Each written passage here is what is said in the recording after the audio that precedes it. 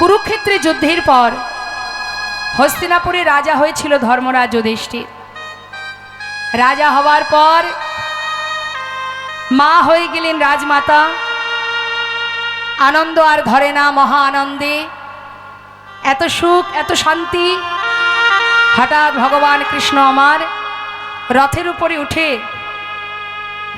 আসুন, রথের উপরে উঠে পিসিমাকে ডেকে বললেন, পিসিমা,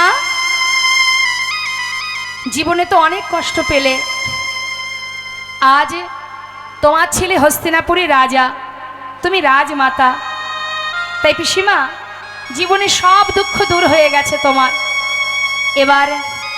এবার আমি যাই পিসিমা, আমাকে বিদায় দাও। কুন্তী পিসিমা মনে মনে ভাবছে, বা যে কৃষ্ণ যখনই আমার কাছ থেকে ঘরে ফিরে আমাকে বলে আমি আসি, কিন্তু আজ বলছে আমি যাই, এই কথাটার অর্থটা কি? তার মানে সে আর কোনোদিন আসবে না। যখনই মনে ভেবেছে, ভগবান কৃষ্ণ বলছে, পিসিমা, পিসিমা, যাবার আগে আমি তোমায় বর দিয়ে যাব। যখনই গোবিন্দ বলেছে, পিসিমা, বিদায় নেবার আগে তুমি আমার কাছে কিছু চেয়ে নাও, আজকের দিনে তুমি যা চাইবে যাওয়ার আগে আমি তোমাকে সেটা দিয়ে যাব। কুন্তী পিসিমা দাঁড়িয়ে দাঁড়িয়ে মনে মনে ভাবছে, মা, যে কৃষ্ণ কোনোদিন এমন কথা বলে না, আজ কেন এমন কথা বলল? আমি যাই, তবে কি আজ চলে গেলে আর কোনোদিন আসবে না? দাঁড়িয়ে দাঁড়িয়ে পিসিমা বলে উঠলেন, কৃষ্ণ, তুমি চলে যাবে? সত্যি তো, আজ তো আমার আনন্দের সীমা নেই।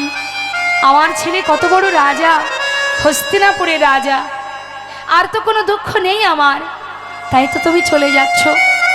তবে কৃষ্ণ, যেতেই যদি চাও চলে যাও, কিন্তু বর যদি দেবে এই বরই দিয়ে যাও।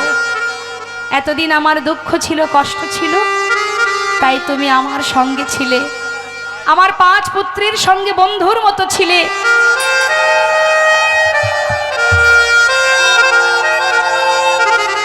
কিন্তু আজ আমার ছেলে হস্তিনাপুরের রাজা, কত সুখ, কত শান্তি, কত আনন্দ, তাই তুমি বিদায় নিতে চাইছো, তবে দাও, দিয়ে যাও, এই বরই দিয়ে যাও। কি চাইলেন মা? জগতে যত আর আছে দুঃখ যন্ত্রণা, যত আছে আরো বেদনা, জীবনের শেষ মুহূর্ত পর্যন্ত এই পৃথিবীতে, এই ধরাতে আর যত কষ্ট আছে সবটুকু তুমি আমায় দিয়ে যাও।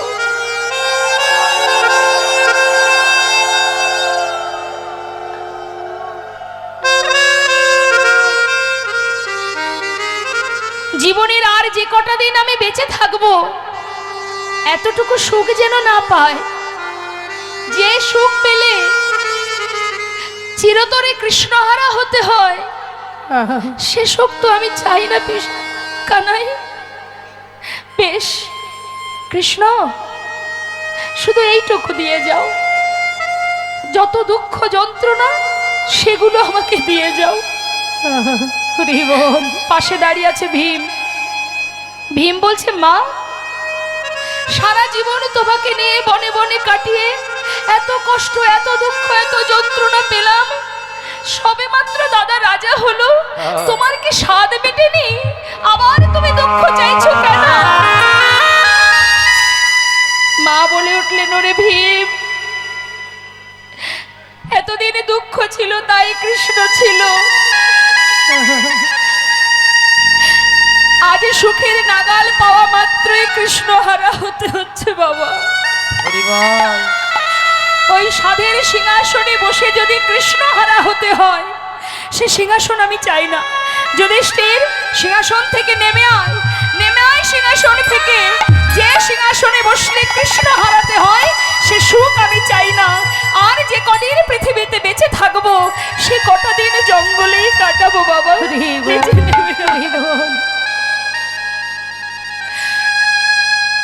ভগবান রথ থেকে নেমে এসে পিসিমাকে বুকে জড়িয়ে ধরেছে। পিসিমা,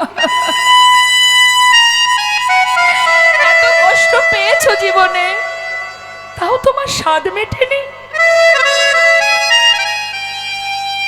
আবার তুমি দুঃখ চাইছো?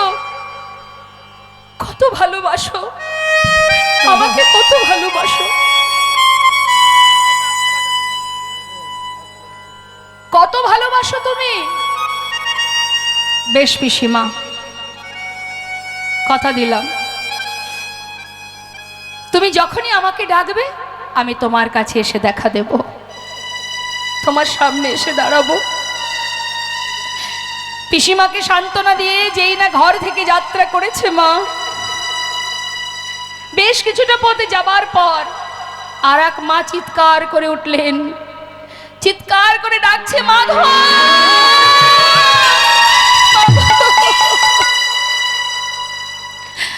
একটু দাঁড়াও মাধব, একটু দাঁড়াও।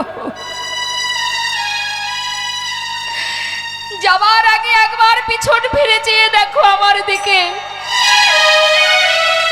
আমাকে চিনতে পারছো তুমি? ভালো করে চেয়ে দেখো,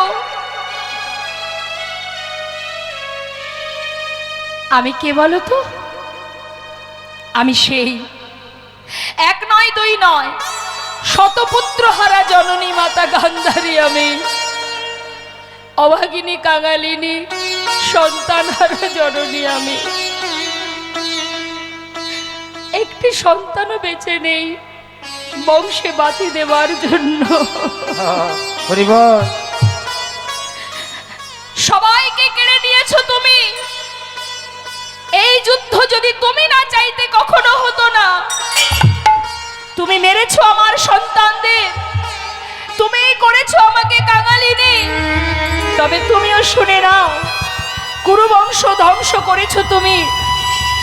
আমি সুবল কন্যা, আজ আমি তোমায় অভিশাপ দিলাম, যেমন কুরু বংশ ধ্বংস হয়ে গেছে তেমন তোমার যদু বংশ ধ্বংস হয়ে যাবে।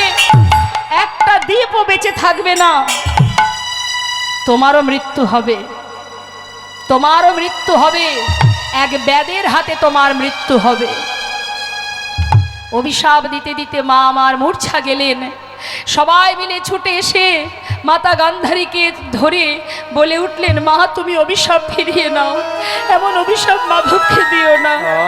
ভগবান কৃষ্ণ রথ থেকে নেমে এসে বললেন, তোমরা শান্ত হও, মায়ের তো কোনো দোষ নেই, সে তো ভুল কিছু বলেনি। সে যে মা, সে তো বলবেই, তোমরা কেউ কিচ্ছু বলবে না। শুনে রাখো সবাই, কুরুক্ষেত্রের যুদ্ধে, ধর্মযুদ্ধে জয়ের আনন্দ যেমন আমি পেয়েছি, তেমন পরাজয়ের যন্ত্রণাও আমি পেয়েছি। সকল মায়ের আশীর্বাদ যেমন পেয়েছি, সকল মায়ের অভিশাপ আমি মাথায় নিতে চাই। মা, তোমার কথাই সত্য হবে, তুমি যা বলেছ তাই হবে। চলে গেলেন গোবিন্দ। 56 কোটি যদুবংশ ভগবানের সন্তান। দেখতে দেখতে তারা সবাই পরিপূর্ণ যৌবন বয়স। এতটাই দুষ্ট হয়ে গেল সকলে, গুরুজনকে সম্মান করে না, ধরাকে সরাগায়ন করে। এমন দুষ্টু বালকগণ, 56 কোটি যদুবংশের সন্তান, যখন যৌবন বয়স তাদের, তার মধ্যে একটি ছেলে যার দেখতে অনেকটা মেয়েদের মতো, তাই তাকে সুন্দর করে নারী সাজিয়ে কাপড় পরিয়ে পেটের উপরে একটা কড়া বেঁধে দিয়ে জঙ্গলে মনি ঋষিদের কাছে নিয়ে গেছে। গিয়ে বলছে, মনিবার, যুগ যুগ ধরে সাধনা করছো, তোমাদের সাধনা কত কঠিন, তোমরা ভূত ভবিষ্যৎ বর্তমান বলে দিতে পারো। আজ যে মেয়েটিকে তোমার কাছে এনেছি, দেখো তো একবার চেয়ে, এর গর্ভে কে জন্ম নেবে। হরি বল। মনি ঋষিরা ধ্যানে মগ্ন, বলে উঠলেন, বালক তোমরা ঘরে ফিরে যাও, বিরক্ত করো না আমাদের সাধনায়, যাও, কৃষ্ণের সন্তান ভগবানের সন্তান তোমরা, ঘরে যাও। কে শোনে কার কথা? কেন যাব? সাধনায় রত, যুগ যুগ ধরে সাধনা করছো, বলতে পারো না যে এর গর্ভে কে জন্ম নেবে? বিরক্ত করতে করতে যখন একভাবে বিরক্ত করে যাচ্ছে, তখন সেই মুনি বলে উঠলেন, তবে শোন, এর গর্ভে যে জন্ম নেবে, একে দিয়েই, এর হাত দিয়েই তোদের 56 কোটি যদুবংশ ধ্বংস হয়ে যাবে। দেখতে দেখতে সেই পেটের যে কড়াটা বেঁধেছিল সেটা ফাল হয়ে প্রসবিত হলো। ফালটা হাতে নিয়ে ভগবানের কাছে গেলেন। ভগবান ফালটা দেখেই তার মনে পড়ে গেল, এবার লীলা শুরু হলো। আহা, সেই ফালটা নিয়ে ভগবান বলে উঠলেন, বালক তোমরা এক কাজ করো, প্রভাস নদীর তীরে যে পাথর আছে, পাথরে ঘষে ঘষে এটাকে শেষ করে দাও। দল বেঁধে গেল নদীর ধারে, পাথরে ঘষতে শুরু করলো। করতে করতে যখন আর এতটুকু বাকি, তখন চিন্তা করছে এটা দিয়ে আর কি বা হবে, জলে ফেলে দিল। আর ওই যে যতক্ষণ ঘষছিল মা, ফেনা বাহির হচ্ছিল। সেই ফেনাগুলো নদীর ধার বরাবর যত যায়, সেখান থেকে নল খাগড়ার গাছ তৈরি হয়। এবার ওই যে ছোট্ট ফাল, এতটুকু একটা ছোট্ট টুকরো, চিন্তা করছে কি আর হবে এটা দিয়ে, ফেলে দিয়েছে জলে। আর সেই জলের ভিতরে ছিল এক মাছ, যার নাম রাঘব বোয়াল। সে কিন্তু সেই ফালটাকে গিলে খেয়েছে। এবার যেই না গিলে খেয়েছে, এদিকে ধীবরেরা মাছ ধরতে গিয়ে জালের মধ্যে মাছটাকে পেয়েছে। কি অপূর্ব লীলা দেখুন, মাছটাকে কর্তন করা মাত্রই ফালটা আবার বাইরে বেরিয়ে এসেছে। ঘুরে ফিরে যাচ্ছে কোথায় না, ওই যে জঙ্গলে ফেলে দিল ধীবরেরা। কি করবে ফাল দিয়ে, জঙ্গলে ফেলে দিয়েছে। আর সেখান থেকে কুড়িয়ে পেয়েছে জরা নামের এক ব্যাধ। নিতাই গৌর হরি বল। এই যে জরা নামের ব্যাধ, এ ছিল কে না, এ ছিল ত্রেতা যুগে বালির পুত্র অঙ্গদ। এই বালিপুত্র অঙ্গদ, সে জানতো না যে আমার পিতাকে পিছন থেকে তীর মেরে হত্যা করেছে কে, জানতো না। তা বালিপুত্র অঙ্গদ একদিন ভগবানের কাছে, মানে মা সীতাকে উদ্ধার করবার জন্য অনেকভাবেই সেবা করেছিলেন অঙ্গদ। খুশি হয়ে প্রভু রামচন্দ্র বলেছিল, অঙ্গদ তুমি এত উপকার করেছো, এতটাই সেবা দিয়েছো আমাকে, আমি খুশি হয়ে তোমাকে কিছু বর দিয়ে যাব, তুমি বর চেয়ে নাও।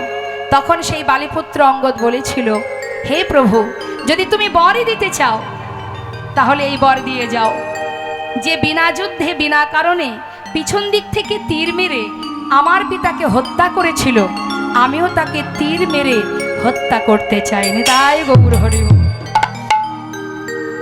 ভগবান বললেন, তথাস্তু তাই হবে। আহা, তাহলে মা সীতাকে উদ্ধার করবার জন্য প্রভু রামচন্দ্র যে কর্ম করেছেন, তার জন্য তিনি সাজা গ্রহণ করলেন। আর আমরা জানতে অজান্তে অপরাধের পর অপরাধ করে যাচ্ছি। আমরা কি করে জানবো আমাদের জন্য কত সাজা লেখা আছে? জানি না কত অপরাধ জীবনে করেছি, তার জন্য এখনো কত সাজা পেতে হবে। তবে সাজা যদিও বা পাই, যেন তোমায় ভুলে না যাই, এটাই যেন কামনা থাকে, যেন প্রভু তোমায় ভালোবাসতে পারি। কারণ তুমি দুঃখেরও সাথী, সুখেরও সাথী। তুমি কোনোদিন আমার পাশ থেকে যাবে না, সবাই চলে গেলেও তুমি থাকবে আমার পাশে। এ কথাটা কে বলেছিল? কবিগুরু রবীন্দ্রনাথ ঠাকুর। তিনি গানের ছলে বলেছিলেন, আমার হিয়ার মাঝে লুকিয়েছিলে, দেখতে আমি পাইনি তোমায়, দেখতে আমি পাইনি, পাইনি তোমায়, দেখতে আমি পাইনি, আমার হিয়ার মাঝে লুকিয়েছিলে, দেখতে আমি পাইনি তোমায়, দেখতে আমি পাইনি। হরি বল, হরি বল। তুমি দুঃখেও আছো, সুখেও আছো, ভালোতে আছো, মন্দতে আছো, আমি সর্বদাই তুমি আমার কাছে আছো, কিন্তু আমি তোমার কাছে যাইনি, আমি তোমায় চিনতে পারিনি দয়াময়। তুমি আছো তাই আমি আছি, আমি চলে গেলেও তুমি থাকবে। সত্য কথা মা, জগতে সবাই যদি ছেড়ে চলেও যায়, একজন কিন্তু যায় না। জীবনে আমরা মানুষের প্রতি যে ভরসা করি, মানুষ যখন তখন পরিস্থিতির কারণে বদলাতেই পারে, বদলে যেতে পারে, কিন্তু একজন বদলায় না, যিনি আমাদের মাথার উপরে সর্বদাই ছায়ার মতো আমাকে লক্ষ্য রেখেছে। দেখার নয়ন নেই তাই দেখতে পাচ্ছি না। মানুষের পরিবর্তন হয়, হয় কি না মা? হ্যাঁ, একটা ছোট্ট বাচ্চার সামনে যদি দামি খেলনা, দামি অনেক টাকা রাখা হয়, বাচ্চা কোনটা আশ্রয় করে? আচ্ছা, সেই খেলনা নিয়েই কি তার বাকি জীবনটা কাটে? যখন একটু বড় হয় আশ্রয়টা তার আবার বদলে যায়, মানে সময়ের সাথে সাথে পরিস্থিতির সাথে সাথে বদলায়। তখন তার আশ্রয় কি হয়? বিদ্যা। সারাদিন পড়াশোনা নিয়েই ব্যস্ত থাকে। যখন সেই বাচ্চা আরো বড় হয়ে যায় তখন সেই পড়াশোনা নিয়ে কি আর থাকে? আবার আশ্রয় বদলায়। কি হয় না, তখন বড় হবার পর কোথায় গেলে অর্থ উপার্জন করতে পারবো, সে দেশেই না বিদেশে পাগলের ন্যায় ছুটে বেড়ায়। তাহলে এক জীবনে একবার নয় 3 বার বদলে গেল। আবার সেই কিন্তু জীবন নয়, আবারও পরিবর্তন হবে সময়ের সাথে সাথে। কখন হবে বাবা? যখন সে বৃদ্ধ হয়ে যাবে। তখন যদি আপনি খেলনা দেন, বই খাতা দেন, যদি টাকা দেন, কোনোটাতেই সে খুশি হবে না। তখন সে কি চাইবে? আপনি যদি বলেন আপনার জীবনে অনেক স্বপ্ন ছিল, পূর্ণ হয়নি, আজ আপনাকে আমি 5 লাখ টাকা দিচ্ছি, আপনার আর যে কটা দিন পরমায়ু আছে, নিজের পরিবার ত্যাগ করে এই 5 লাখ টাকা নিয়ে যা যা স্বপ্ন ছিল যান পূর্ণ করে নিন। কিন্তু একটা শর্ত থাকবে, এই যে কটা দিন আর ধরাতে আপনি থাকবেন, পরিবারের কাছে থাকতে পারবেন না। চাইবে মা? টাকাটা নিয়ে চলে যাবে সে? কি চাইবে? বাবা আমার তো আর কিছু দরকার নেই, হরি বল হরি বল, আমি আর কিছু চাই না, যে কটা দিন আছি যেন নিজের জনে, ছেলে মেয়ে আত্মীয় পরিজনে, কন্যা নাতি সবাইকে নিয়েই দিন কটা কাটাতে পারি। তখন টাকার লোভ দেখালেও সে আর সেখান থেকে যাবে না। তাহলে মানুষ বারবার পরিস্থিতির সাথে সাথে বদলে যায়, সবাই বদলে যায়, একজন বদলায় না। হরি বল হরি বল। প্রতিটা মুহূর্ত ভক্তের বোঝা ভগবানই বয়। আজ মাতা গান্ধারীর অভিশাপের কথা তিনি মাথায় রেখে দিলেন। কিভাবে নিজেকে নিজের লীলা সম্বরণ করে তিনি অপ্রকট হবেন, কিভাবে প্রভাসের তীরে যজ্ঞ হবে, কিভাবে 56 কোটি যদুবংশ ধ্বংস হবে, সবই তার মাথার মধ্যে চিন্তা। এই 56 কোটি যদুবংশ ধ্বংস হয়েছিল কি করে মা? প্রভাস নদীর তীরে যেদিন যজ্ঞ হয়, সবাই গিয়েছিলেন যজ্ঞে। সুরধ্বনি আহা, ওই প্রভাস নদীর তীরে যখন কিনা ওই একে অপরের সঙ্গে কথা কাটাকাটি করতে থাকে, তারপরে তাদের মধ্যে হাতাহাতি হবে, মারামারি হবে। আর ওই যখনই মারামারি করবে, লাঠালাঠি করবে, লাঠি তো নেই প্রভাস নদীর তীরে, লাঠি কোথায়? ওই যে নলখাগড়ার গাছগুলো আছে, সেটাকে একটা একটা করে তুলে যে যাকে মারবে সেই সেখানে প্রাণ হারাবে। এইভাবে 56 কোটি যদুবংশ ধ্বংস হবে। আর গোবিন্দ প্রভাস তীরে যজ্ঞ সম্পূর্ণ করবার পর তারপরে তিনি জঙ্গলের মধ্যে নিম্ন বৃক্ষের ডালে বসে থাকবেন, চরণটা দুলবে। আর চরণটাকে দেখে ওই যে জরা নামের ব্যাধ, অর্থাৎ ইনি সেই বালিপুত্র অঙ্গদ, দাপরে হয়েছিলেন জরা নামের ব্যাধ। ওই ব্যাধ ওই ফালটা নিয়ে তীরের আগায় বিঁধে রেখেছে যাতে পাখি মারতে আরো ভালো হয়। তাই সেই ফাল দিয়ে, সেই তীর দিয়ে যখনই মাছরাঙা পাখি ভেবে প্রভুর গোবিন্দের চরণতলে তীর ভেদ করবে, তখনই ভগবান ভূমিতে পতিত হবে। সুন্দর করে গোবিন্দ আমার সব কিছুর পিছনে কারণ থাকে মা, কারণ ছাড়া কিছু হয় না, এটা জেনে রাখবেন। কারণ ছাড়া কিন্তু কিচ্ছু হয় না, যেটাই হোক, ভালোই হোক আর মন্দই হোক, জানবেন কারণ ছাড়া কিছু হয় না। দিন চলে গেলে আমরা ভুলে যাই, কিন্তু আমাদের ভাগ্য, আমাদের নিয়তি সে তো ভোলে না। হ্যাঁ, সময় হলে তোমাকে তার বিপরীত ক্রিয়া যেটা হবার, সেটা তোমাকে ভোগ করতেই হবে, ফিরিয়ে দেবে তোমায়। আমরা জানবো যে প্রভাস নদীর তীরে ভগবান কেন যজ্ঞ করেছিলেন, অন্য কোথাও তো করতে পারতেন। কারণগুলো ছোট ছোট করে আমরা জানবো। তিনি যজ্ঞ করেছিলেন কেন, অনেক কারণ আছে, অনেক কাহিনী আছে। আমি একটু একটু করে কয়েকটা ঘটনা আপনাদের জানাবো, বিষয় যেগুলো আসল বিষয়, যেগুলো ছোট ছোট করে জানাবো। একটু মন দেবেন কথাগুলোর মধ্যে। তা এই যে যজ্ঞটা হয়েছিল মা, প্রভাস নদীটা কোথায়? গুজরাটে। গুজরাটে একটি জায়গা আছে, ওখানে অনেকেই আছেন আমাদের এই দেশের মানুষ, যে জায়গাটির নাম সৌম্যতীর্থ। এই যে সৌম্যতীর্থে একটি নদী আছে যার নাম ছিল এই প্রভাস। আর সৌম্যতীর্থটা যে হলো কিভাবে হলো না, সেখানে একটা দেবাদিদেব মহাদেবের বিগ্রহ সেবা হয়, যে মহাদেবের নাম সোমনাথ। সেই সোমনাথের নাম অনুসরণে, সেই সোমনাথের নামকরণে ওই জায়গাটির নাম সৌম্যতীর্থ। তা সেই সৌম্যতীর্থে যে নদীটি, এই নদীটির নাম হয়েছিল প্রভাস। তবে প্রভাস নদী, এই যে প্রভাস নামটা কে দিল জানেন?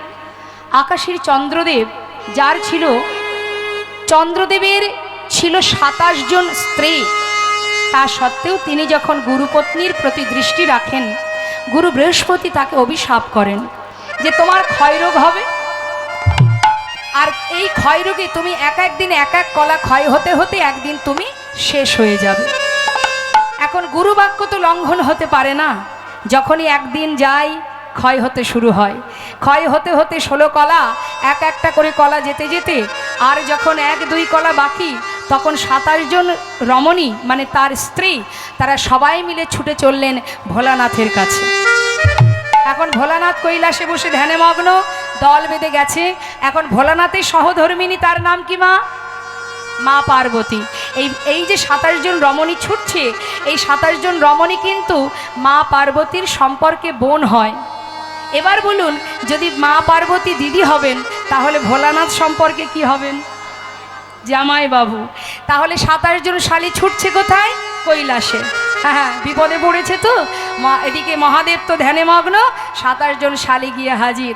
জামাই বাবু, ও জামাই বাবু, ও জামাই বাবু, ও জামাই বাবু। ভোলানাথ মনে মনে চিন্তা করছে, হায় রে কপাল, পর্বতের মাথায় বসে ধ্যানে মগ্ন, ভেবেছি নির্জন জায়গা, এত নিরিবিলি জায়গা, মনের সুখে একটু সাধনা করব, এখানেও শান্তি নেই। বাবা, এখানে আবার এত লোকালয় কি করে হলো? লোকজন আসছে কোথা থেকে, আবার ডাকছে জামাই বাবু। এত শালি আছে তাও তো জানতাম না। তা যাই হোক, দেখা সাক্ষাৎ না থাকলে যা হয়। তা কি হয়েছে? বিপদে পড়েছি, বুঝতেই পেরেছি।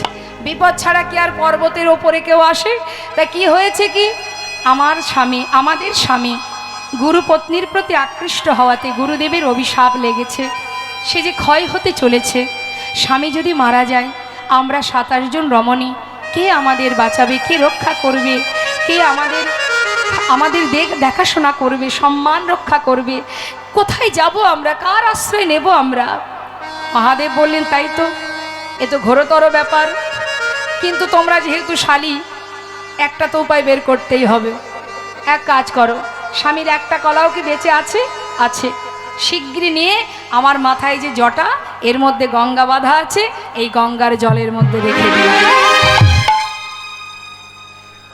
আর তোমরা সবাই মিলে চলে যাও তোমাদের গুরুদেবের কাছে, সেখানে গিয়ে তোমরা জানাও যে কি করে যে তোমার পতির প্রাণ তোমরা ফিরে পাবে, চরণ ধরো গুরুদেবের। এখন 27 জন রমণী কি করেছে, স্বামীকে ভোলানাথের মাথায় জটার মধ্যে রেখে দিয়ে চললেন ভোলানাথ গুরুদেবের কাছে। গুরুদেবের কাছে গিয়ে চরণ ধরে পড়েছে মা, চরণ ধরে কাঁদছে, গুরুদেব, আমরা তো কোনো অপরাধ করিনি, করেছে আমাদের স্বামী, কিন্তু তার জন্য আমরা কেন সাজা পাবো? স্বামী চলে গেলে আমরা কোথায় থাকবো, কার আশ্রয়ে থাকবো, কে দেখবে আমাদের 7 জন রমণী, এই 27 জন রমণী, আমাদের কি উপায় হবে? তখন মহাদেব গুরুদেব মনে মনে চিন্তা করলেন, কথাটা তো মন্দ নয়, এদের তো কোনো দোষ নেই, কিন্তু এখন উপায়? বলে উঠলেন, দেখো, যদি একটা কলাও বেঁচে থাকতো, আমি কোনো না কোনো উপায় তোমাদের দিতাম, আর তো কিছু করার নেই। গুরুদেব, আপনি তো বলুন কি করা যায়। যাই হোক, আপনি বলুন, যদি বেঁচে থাকে তাহলে তো স্বামীর প্রাণটা ফিরে পাবে। বেশ, স্বামীর যদি একটা কলাও বেঁচে থাকে, তাহলে ওই সৌম্যতীর্থে যে নদী আছে, ওই নদীতে তাকে স্নান করাও। স্নান করালে তবেই তোমার প্রতি পুনরায় পুণ্যজ্যোতি ফিরে পাবে। তাই গৌর হরি বল। যেই না বলা, দেরি না করে মহাদেবের মস্তক থেকে সেই একটি কলা নিয়ে যেই না নদীতে স্নান করালো, আবার পুনরায় তিনি পুণ্যজ্যোতি ফিরে পান। খুশি হয়ে চন্দ্রদেব তাকে আশীর্বাদ স্বরূপ নাম দিলেন, তুই আমার পুণ্যজ্যোতি ফিরিয়ে দিয়েছিস, তাই তোর নাম হবে প্রভাস। নিতাই গৌর হরি বল হরি বল। প্রভা যুক্ত আস, আবার পুনরায় আমি আমার জীবন ফিরে পেয়েছি, পুনরায় জ্যোতি ফিরে পেয়েছি, তাই তোর নাম দিলাম প্রভাস।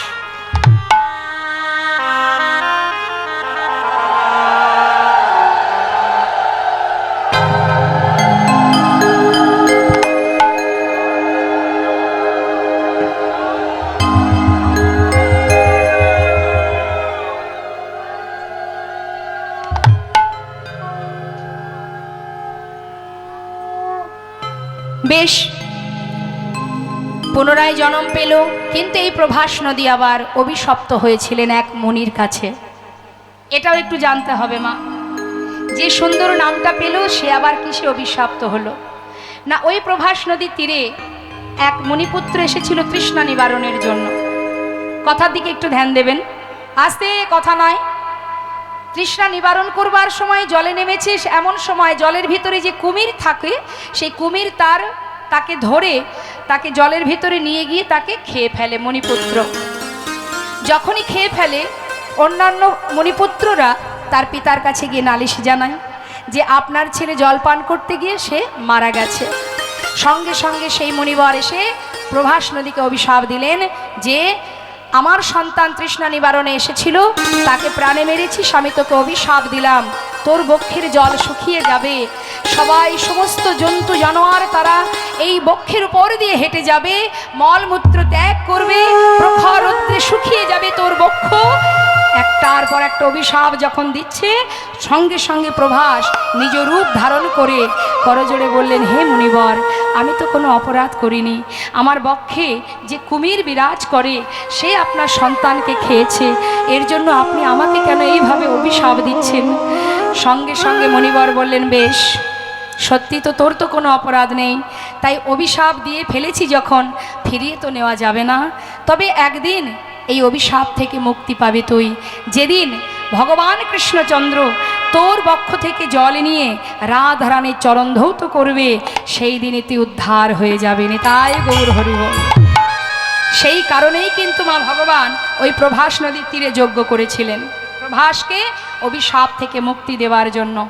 তাই দেখুন আস্তে কি হয়েছে মা, ভগবান কৃষ্ণ আমার চলে গেলেন বৃন্দাবন ছেড়ে, আর বৃন্দাবন ছেড়ে যখন চলে গেল, একবার ভাবুন বৃন্দাবনের কি অবস্থা। যারা কৃষ্ণ ছাড়া আন জানে না, মা যশোমতী, তার মনের কষ্টটা একবার অনুভব করতে হবে মা। কি ছিল তার জীবনের, কি ছিল তার অপরাধ, কি ছিল তার অন্যায়? সন্তানকে পেয়েছিল, ভগবান রূপে পেয়েছিল সন্তান, তা সেই ভগবানকে সন্তান রূপে পেয়ে সে কোনোদিন কি সুখ পেয়েছে? আজ না জানি কংস আমার ছেলেকে কিভাবে মারে, অগাসুর বগাসুর শিশুকাল থেকে একটার পর একটা যন্ত্রণা সহ্য করে গেছে, তারপরেও শান্তি হলো না, চলে গেল গোবিন্দ দ্বারকায়, আর মা আমার কৃষ্ণকে সন্তানের জন্য পাগলের ন্যায় গোপাল গোপাল বলে একবার অচৈতন্য একবার চৈতন্য হয়। সখাগণ বনে যায় না, গাভীগণ তৃণ সেবা করে না, বৃন্দাবনের এহন শোকা অবস্থা। কিন্তু হঠাৎ প্রেমময়ী রাধারানী আমার নয়নের জলে মাটি ভিজিয়ে সুন্দর করে ভগবানের শ্রীবদন অঙ্কন করছে, ছবি আঁকছে। মা, এখানে কেউ আছে নাকি যে ভালো ছবি আঁকতে পারে, মানুষের ছবি আঁকতে পারে? আছে? ভালো চিত্র অঙ্কন করতে পারে কে? বেশ, আচ্ছা বল দেখি, মানুষের ছবি আঁকতে গেলে কোথা থেকে শুরু করতে হয়? মুখ থেকে। বেশ, মুখ থেকেও অঙ্কন শুরু হয়, আবার চরণ থেকেও অঙ্কন শুরু হয়, হয় চরণ থেকে আঁকতে হবে, না হলে মস্তক থেকে। কিন্তু আজ আমার রাধারানী তিনিও চিত্র অঙ্কন করছে মা। পদাবলিতে আমরা শুনবো, পদগুলো একটু মন দেবেন। কি বলছে মহাজন? কৃষ্ণ কৃষ্ণ বলি কাঁদে বাহু তুলি, মরমে দারুণ ব্যথা কৃষ্ণ কৃষ্ণ বলি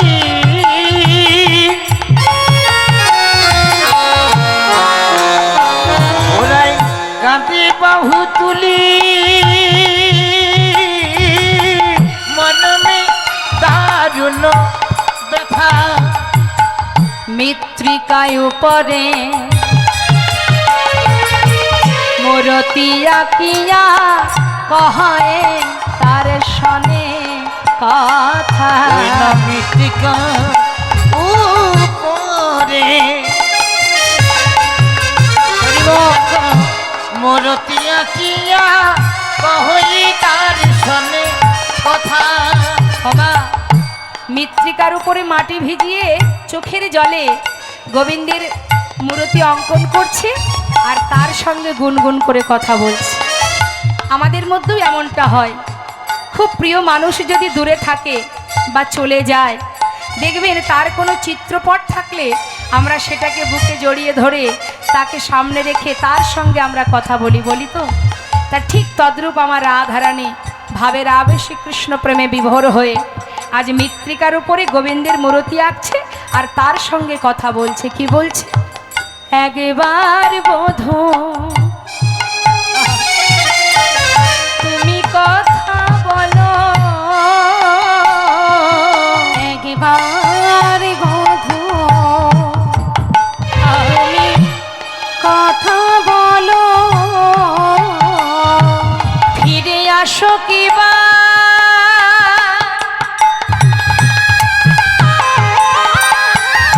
বধূ হে।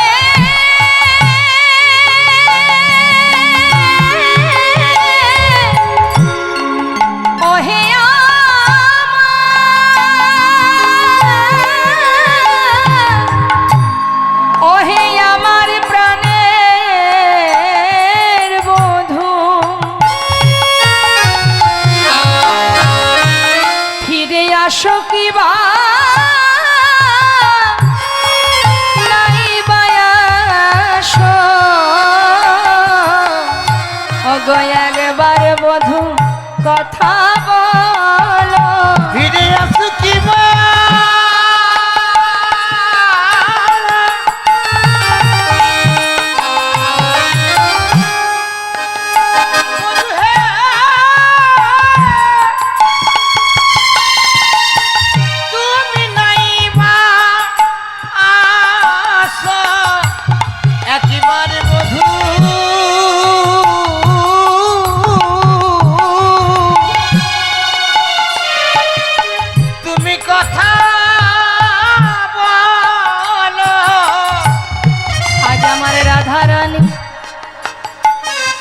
প্রাণে গোবিন্দের চিত্র অঙ্কন করে আর বলে ওগো আমার প্রাণনা, তুমি আসো কিবা নাই বা আসো তাতে কোনো দুঃখ নাই, ভালোবাসো কিবা নাই বা বাসো তাতে কোনো দুঃখ নাই, শুধু একটিবার আমার সঙ্গে কথা বলো। আরো কি করছে মা? সুন্দর করে বধূর ছবি আঁকছে, চিত্র অঙ্কন করছে। তা সবার আগে কোথা থেকে এঁকেছে দেখুন, কোমরটা আগে এঁকেছে। হা হা হা। আঁকিয়া সে কটি পরাই ধটি কত না যতন করি, ওই না আঁকিয়া সে কটি পরাইয়া ধটি কত না যতন করি। কোমরটা এঁকেছে মা, আবার ধটি বেঁধে দিয়েছে, দিয়ে এবার কি করেছে? নাভি সরোবর দেখো আকিল পাতার পর কত না যতন করি, নাভি সরোবর আকিল তার পর কত না যতন করি। যেই না কোমরটা এঁকেছে বাবা, নাভি সরোবর অঙ্কন করেছে, পাশে ছিল কারা? সখীগণ। বলে উঠলেন, রাধে এই রাধে, রায় কি রে, কি এঁকেছিস তুই? এটা কেমন আঁকাচ্ছিলি রে? গুরু ধরে অঙ্কন শিখেছিলি, সব ভুলে গেছিস? আরে বাবা, যদি কেউ চিত্র অঙ্কন করে সে হয় মস্তক থেকে আঁকে, না হলে চরণ থেকে আঁকে, তুই মাঝখান থেকে অঙ্কন করছিস কেন? কি রে রাধে, কি হয়েছে বল দেখি, তোর কি মাথা ঠিক আছে? আহা, শ্রীমতী রাধারানী বলিছে ললিতারে, না নাই আমি অঙ্কন ভুলি নাই, কেন জানিস আমি চরণ বা মস্তক আঁকি নাই। কেন আঁকিসনি?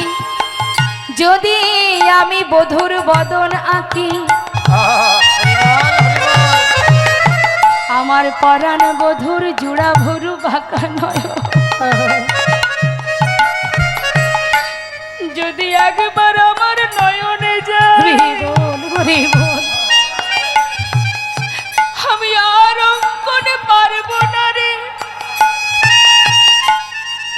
আচ্ছা মানলাম, বদন আঁকলে হয়তো তুই তার চোখের দিকে তাকালে আঁকতে পারবি না, চরণ আঁকলে তো সমস্যা ছিল না, চরণ থেকে আঁকলি না কেন? ওরে ললিতা রে, ওরে বিশাখা,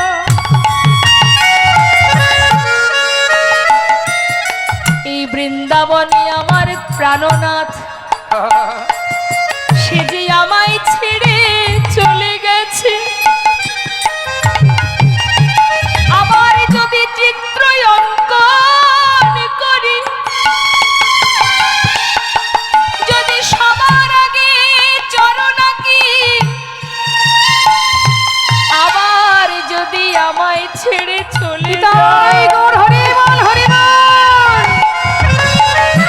আমি কি নিয়ে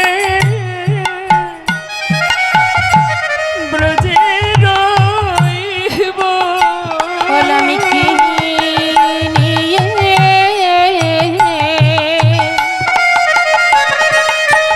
ব্রজে রইব? চরণ দিলে যদি আবার চলে যায়, সখী কি নিয়ে আমি এই ব্রজে রহিব? চরণ দিলে যদি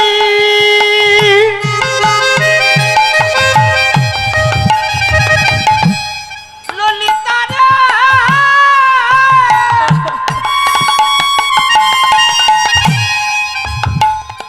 আমি কি নিয়ে বোঝে রইব? চরণ দিলে যদি চলে যাই রে, বল আমি কি নিয়ে ব্রজে রইব? দেখো না ভীষরবন আকিল তার পার, কত না যতন করি। ওই না ভীষণব আকিল তারিবার কত না যাতন করি। যা রাধে রাধে রাধে রাধে রাধে, হরে হরিদাস কৃষ্ণ দাসী, তোর মতো ভজন জগতে কে বাজারে বল। আর আমরা কিছু বলবো না, এবার কি আঁকবি রায়? রাধারানী এবার নাভি সরোবর এঁকে একটু একটু করে উপরের দিকে উঠছে। এবার কি এঁকেছে মা? বাহু দুটি আঁকি, ছলো ছলো আঁকি, দেখো বাঁশিটি দিল সেই করে। ওই না বাহু দুটি আঁকি,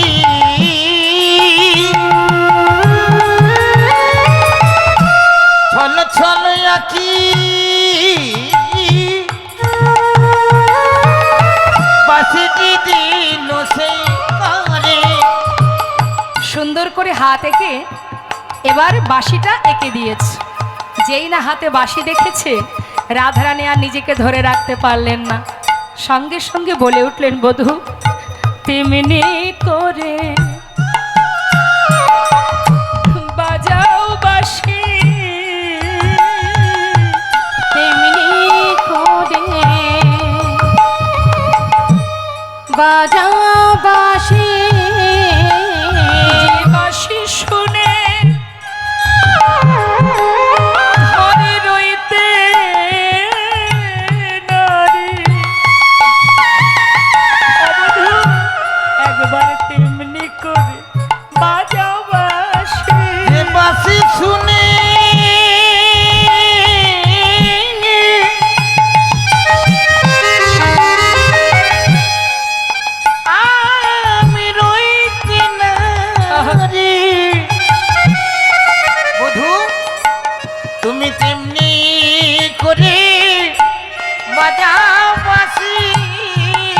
তারপরে কি আছে, কণ্ঠ কুম্ভ কিবা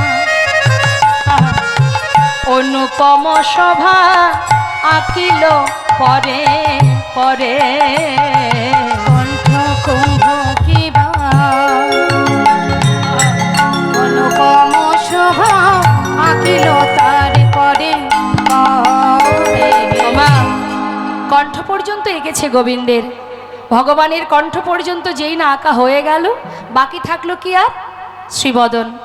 এবার রাধারানী আমার নিজ হাতে মাটির উপরে বদনটা এঁকেছে, বদনখানা আঁকা মাত্রই সেই বদনের উপরে নিজের বদনটা রেখেছে, বদনটা রেখে তার সঙ্গে কথা বলছে, মুখে মুখ দিয়া কাঁদিয়া কাঁদিয়া কহে তার সনে কথা, মুখে মুখ দিয়া কাঁদিয়া কাঁদিয়া কহে তার সনে কথা, কহে যদুনা কহে প্রাণনা দেখো গো রাধার ব্যথা, ওই না কহে যদুনা কহে কান্না, দেখো না রাধার ব্যথা। তুমি একবার এসে দেখে যাও গো, একবার এসে দেখে যাও গো আমাদের রাধারানী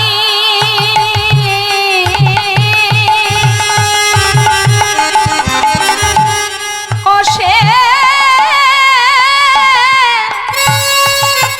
সে কেমন আছে, একবার এসে দেখে যাও গো আমাদের রাধা রানী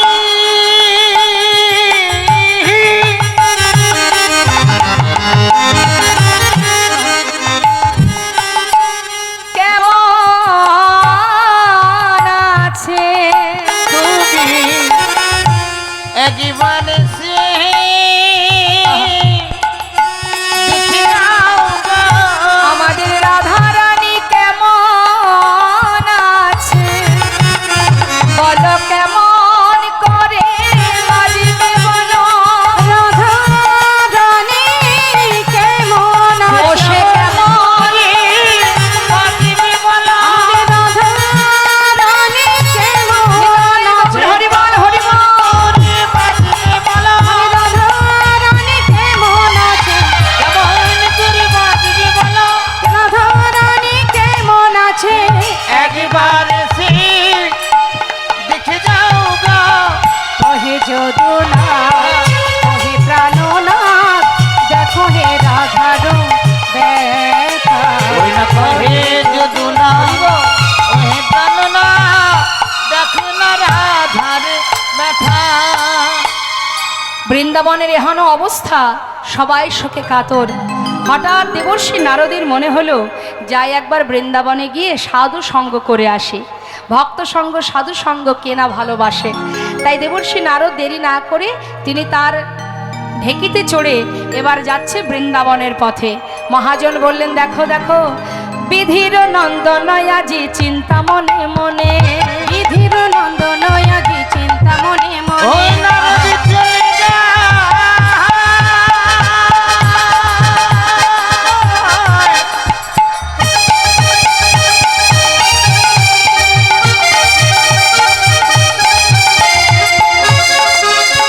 নারদে চলে যায়।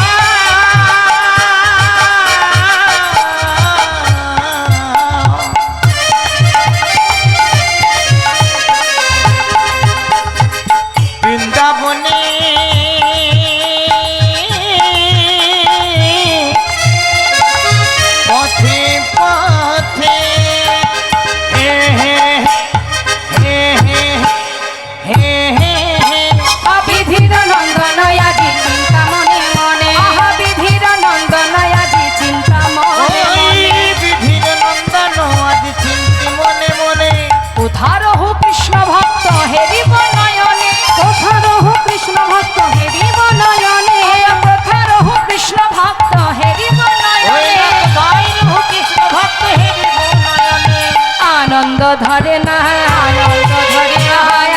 আনন্দ ধরে না না। না আনন্দ ধরে না। আজ ভক্ত সঙ্গ করবে বলে আনন্দ ধরে না। ভক্ত সঙ্গ পাবে বলে আনন্দ ধরে না। ভক্ত সঙ্গ করবে বলে আনন্দ ধরে না। এত চিন্ত দেবী ঋষি ঢেকিতে চড়িয়া, এত চিন্ত দেবী ঋষি ঢেকিতে চড়িয়া। দেবশ্রী নারদ বড় চিন্তিত মা। হ্যাঁ, তার বাহন কি? ঢেকি। ঢেকিতে বসে খুব চিন্তা মাথায়, সাধু সঙ্গ করব, বৃন্দাবনে যাব। এখন বৃন্দাবনের দিকে এগিয়ে যাচ্ছে আর চারিদিকে খুঁজছে। কি খুঁজছে? কোথা রহ কৃষ্ণ ভক্ত হেরিব নয়নে। কোথা রহু কৃষ্ণ ভক্ত হেরিব নয়নে। আহা এত চিন্ত দেবী ঋষি ঢেকিতে চড়িয়া, এত চিন্ত দেবী ঋষি ঢেকিতে চড়িয়া। দেখো দেখিতে দেখিতে যায় উলসিত হইয়া। দেখিতে দেখিতে যায় উলসিত হইয়া। ওই দেখিতে দেখিতে যাই উল্লসিত হইয়া। কিন্তু হলো কি মা, যত বৃন্দাবনের দিকে এগিয়ে যাচ্ছে হঠাৎ যেন কিসের একটা তাপ এসে তার গায়ে লাগছে। মনে মনে দেবশ্রী নারদ চারিদিকে তাকিয়ে তাকিয়ে দেখছে তাপটা কোথা থেকে আসছে। আমরা পথে চলতে গেলে যদি কোনো দিক থেকে কোনো তাপ আমাদের গায়ে আসে, আমরা কি করি? চারিদিকে দেখি না, কি জানি বাবা কোথাও আগুন টাগুন ধরে গেল কিনা, এত তাপ কিসের? তা দেবশ্রী নারদ ভাবছে এত তাপ কিসের, বৃন্দাবন থেকে এত তাপ কেন আসছে। চারিদিকে দেখছে তাপটা কোথা থেকে আসছে। চারিদিকে দেখতে দেখতে এগিয়ে যাচ্ছে। তপ্তদর্শী দেবী ঋষি চারি পানে চায়।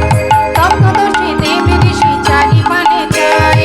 ততরসে দেব ঋষি চারি পানে চায়। কোথা হতে তাপ আসি লাগে ওর গায়। কোথা হতে তাপ আসে লাগে মোর গায়। কোথা হতে তাপ আসি লাগে মোর গায়। কোথা হতে তাপ আসে লাগে মোর গায়। কোথা থেকে তাপ আসি লাগে মোর গায়ে, তাপটা কিসের আসছে? ভাবতে ভাবতে চিন্তা করতে করতে চারিদিকে দেখতে দেখতে যেই না বৃন্দাবনের ভিতরে প্রবেশ করেছে মা, দেখছে সবাই কৃষ্ণ বিরহে কাঁদছে। আর সেই যে বিরহের একটা তাপ, সেটাই যেন তার অঙ্গে জ্বালা হচ্ছে। এত তাপ, এত বিরহ, এত কষ্ট, এত দুঃখ এদের মনে। আমি মনে মনে ভাবতাম আমি বোধহয় প্রভুর বড় ভক্ত। আজ বৃন্দাবনে না এলে তো জানতে পারতাম না যে আমার থেকেও বড় ভক্ত এরা।